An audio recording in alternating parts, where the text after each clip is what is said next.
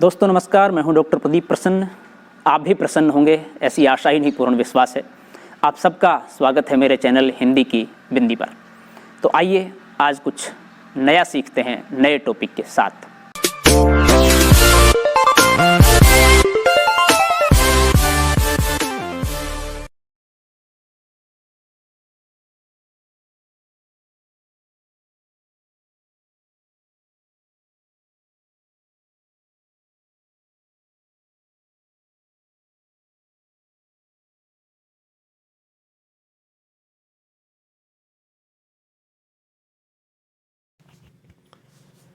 विद्यार्थियों, आज की वीडियो हम बना रहे हैं शब्द परिवार। शब्द परिवार की वीडियो बहुत ही महत्वपूर्ण वीडियो है। हिंदी भाषा का अध्ययन करने वाले और हिंदी भाषा के माध्यम से कार्य करने वाले लोगों के लिए बहुत उपयोगी है। आप किसी भी भाषा में कुछ भी लिखना बोलना चाहते हैं तो आपका शब्द भंडार, शब्द परिवार बड़ा होना चाहिए। उसको आप जानेंगे तो निश्चित रूप से आप बेहतर कर पाएंगे। तो आइए हम वीडियो प्रारंभ करते हैं। आप देख रहे हैं हिंदी की बिंदी चैनल और इस पर हिंदी भाषा, हिंदी व्याकरण की वीडियो बनाई जाती है। शब्दों का भी अपना परिवार होता है। यह परिवार दो तरह का होता है। एक, विभिन्न भाषाओं में एक रूपता के कारण उन शब्दों को पारिवारिक शब्द माना गया है।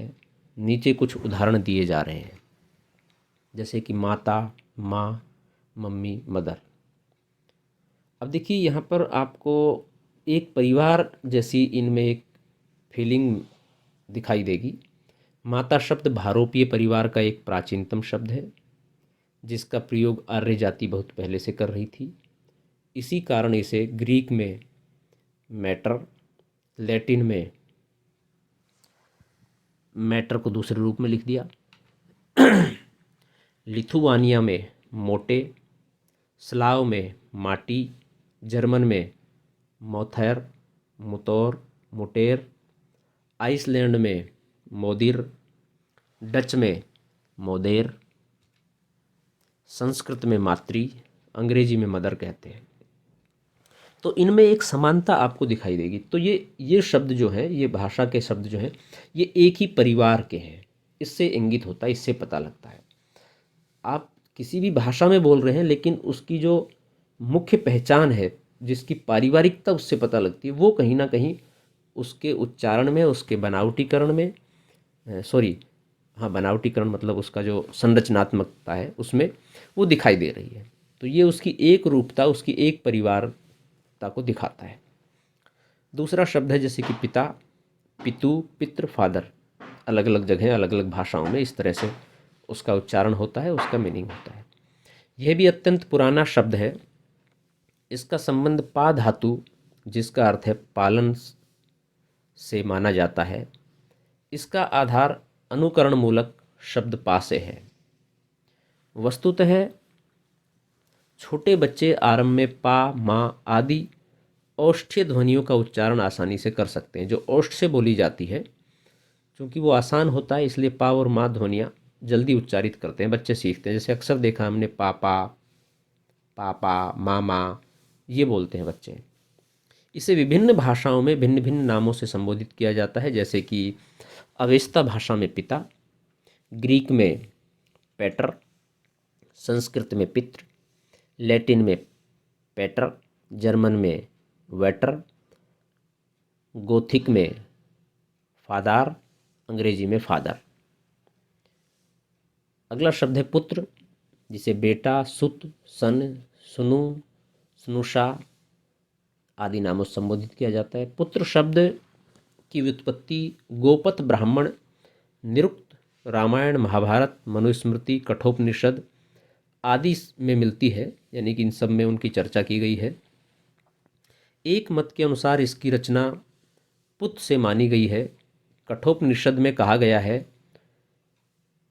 पुम नरकात् त्रायते इति पुत्र, अर्थात पुत्र नामक नरक से तारने वाले को ही पुत्र कहा गया है।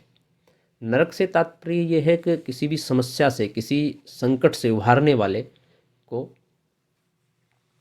जो उसको तारता है वो पुत्र है। जिसको भी तारेगा, जो तारेगा वो अपने पुत्र को तारेगा, अपने शिष्य को, अपने बेटे को तारेगा। इसकी व्युत्पत्ति है पुत्र प्लस त्रय। इस आधार पर पुत्र को पुत्र लिखना चाहिए, लेकिन प्रचलन में पुत्र ही लिखा जाता है। अब जैसा अभ्यास होता है भाषा में, लिपि में, उस तरह का हो जाता है। पुत्रार्थी संस्कृत शब्द सुनु अपेक्षाकृत अति प्राचीन है। सुनु जो शब्द है वो इससे ज़्यादा पहले का है। इसका संबंध सु यानी कि पैदा होना धातु से माना जाता है, अर्थात सुनु वह जो पैदा हो। इसे अंग्रेजी में सन, अवेस्ता में हुनु, लिथुवानिया में सुनुस, स्लाव में सेनु, गोथिक में सुनुस, एंग्ला सैक्सन में सुनु, जर्मन में सोहन, डच में जून, नार्स में सुनु। तो ये जो सुनु है ये ज़्यादा निकट है, क्योंकि उसका अर्थ है पैदा होना, अन्य भाषाओं के, ये पारिवारिक शब्दों के। वैदिक साहित्य में स्नुषा पतोहु का संबंध भी सुनु से ही माना जाता है। इस स्नुषा का रूप भी विभिन्न भाषाओं में इस प्रकार मिलता है। पंजाबी में नू, लैटिन में सनुर्श, स्लाव में सनुचा, एंग्लो सैक्सन में सनोरु, जर्मन में सनोरा, सचनूर, ग्रीक में नौस, हिंदी में पतोहु, संस्कृत में पुत्रवधु, पुत्रवधु के लिए प्रयुक्त होता है। अगला शब्द है दुहिता। दुधर, दुख्तर, डाउटर, बेटी, ये सब बेटी के लिए, पुत्री के लिए प्रयुक्त होते हैं शब्द। निरुक्त में दूरे हिता भवती कहकर निरुक्तकार ने इसे दूर रहने में हित की सिफारिश की है। तो कुछ लोगों ने दुहित का संबंध दह यानी कि जलाना से माना है। कुछ का कहना है कि ये शब्द दुखी करना से संबंधित है, परंतु प्राचीन भारोपीय परिवार में पुत्री का प्रमुख कार्य गायें धोना था। इस प्रकार दुहिता का मूलार्थ हुआ दूध दुहने वाली। एक इसका अर्थ ये भी लिया जाता है दो यानी कि दो, हिता माने कि हित का करने वाली, दो कुलों का हित करने वाली, इस तरह से भी लिया गया है। इसे अवेस्ता में दुधतर, फारसी में दुख्तर, ग्रीस में थेक्टर, जर्मन में टोचटर, अंग्रेजी में डॉटर, गोथिक में डोस्टर, लिथुआनिया में दुकेटर, स्लाव में दोष्ठी, इन नामों से संबोधित किया जाता है। लेकिन आप देखेंगे कि सब में एक समानता है, जिनके कारण ये एक परिवार के शब्द दिखाई देते हैं, अलग अलग भाषा में होने के बावजूद भी। अगला है भाई, जिसे ब्रदर या भ्राता कहते हैं। इसका संबंध संस्कृत के भ्रातृ से माना गया है। एक दूसरे मत के अनुसार इसका संबंध भ्राज, चमकना से माना जाता है। यह भी विभिन्न भाषाओं में भिन्न भिन्न नामों से पुकारा जाता है, जैसे कि अंग्रेजी में ब्रोदर, अवेस्ता में ब्रेटर, जर्मन में ब्रूडेर, फ्रेंच में फ्रेव, लैटिन में फ्रेटर, लिथुआनिया में ब्रोट्रेलिस, स्लाव में ब्राट्रू, गोथिक में ब्रोदर, ब्रोथर, ग्रीक में पैराथर, संस्कृत में भ्राता, हिंदी में भाई।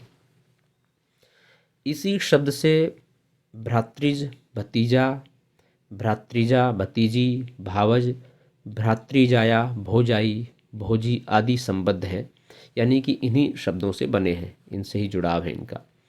इसी तरह कुछ अन्य शब्दों को विभिन्न भाषाओं में भिन्न भिन्न नामों से पुकारा जाता है, जैसे कि बहिन, अंग्रेजी में सिस्टर, हिंदी में बहिन या बहन, संस्कृत में भगिनी या स्वसा, जर्मन में स्वेचवेस्टर, संस्कृत स्वेस्त्री से, लिथुआनिया में शिशु, लैटिन में सोरोर, ग्रीक में सोर, आइसलैंड में सेस्टिर, डच में जुस्टेर, गोथिक में स्विस्टेर। इसी शब्द से बने अन्य शब्द हैं बहनोई, भकनीपति, भांजा, भागिने, भांजी, भानजी, भागिनई आदि। तो बहन के लिए इस तरह के शब्द हैं जिनमें एक समरूपता दिखाई देती है। ससुर, संस्कृत में श्वसुर, जर्मनी में स्वेहर, ग्रीक में एक्योर, लैटिन में शोकेर, लिथुआनिया में सेजेस जुरास, गोथिक में स्वेयरा, स्लाव में स्वेक्रो, एंग्लो सैक्सन में स्वेर, और इसी से बने शब्द सास, ससुराल, साला, साली आदि हैं, सलहज वगैरह ये सब। इस प्रकार हमने देखा कि व्युत्पत्ति या मूल शब्द के आधार पर दुनिया की बहुत सारी भाषाओं के शब्दों को एक परिवार के अंतर्गत रखा गया है, यानी कि उनकी जो उत्पत्ति हुई है मूलतः एक जगह से हुई है और उनकी जो संरचना है वो एक जैसी दिखाई देती है। शब्द का दूसरा परिवार है एक ही शब्द में विभिन्न उपसर्गों, प्रत्ययों को जोड़कर बनाए गए शब्द, जिनमें मूल रूप से वह शब्द यानी कि मौलिक शब्द विद्यमान रहता है। नीचे कुछ उदाहरणों को हम देखें, जैसे कि देश, देश प्लस ई जोड़ दिया तो देशी बन गया। देश में ई प्रत्यय जोड़ दिया तो देशीय बन गया। देश में भक्त प्रत्यय जोड़ दिया तो देशभक्त बन गया। देश में बंधु प्रत्यय जोड़ दिया तो देशबंधु। प्र में देश जोड़ दिया तो प्रदेश। अनु प्लस देश हो गया अनुदेश। देश प्लस भक्ति देशभक्ति। पर प्लस देश बराबर, और फिर ई और जोड़ दिया तो परदेशी। उपर्युक्त सारे शब्द एक ही परिवार के सदस्य शब्द हुए।